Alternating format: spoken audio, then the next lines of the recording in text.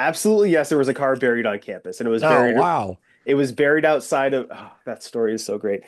So the car is buried on campus. It was buried right outside of Culkin Hall, and it Wow. was buried as part of the first Earth Week celebration activities. Right. So students thought that this is going to be a great idea. We're going to buy a car and we're going to parade it through downtown Oswego. They towed it up Bridge Street all the way up to campus.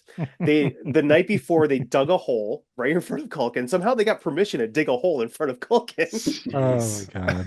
Like in front of And the main entrance of Culkin? yes,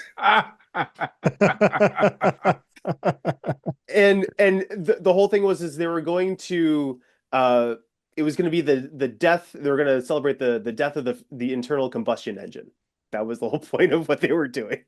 So they get the car up, they say some words, they push the car into the hole. They realize that they didn't dig the hole deep enough because the car is still sticking out.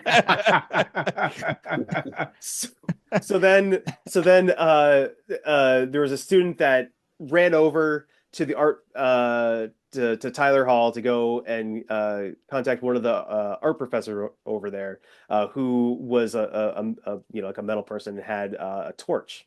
And so they got him to wield it or to wheel his torch over there, cut the roof off the top of the car, and then they threw trash for whatever reason into the car, buried it, and then said, "Great, we've done our job." And then what gets asked about is the car still buried there? And the answer is we don't know.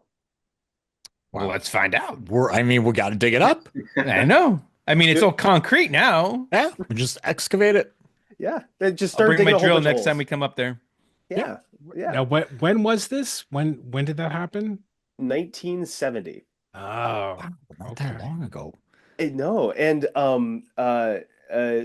what I thought was really great was so right around the beginning of COVID, there's a there's another, or I don't know if it's still going on, but there was an alumni podcast that was, I think, started by the Alumni Association.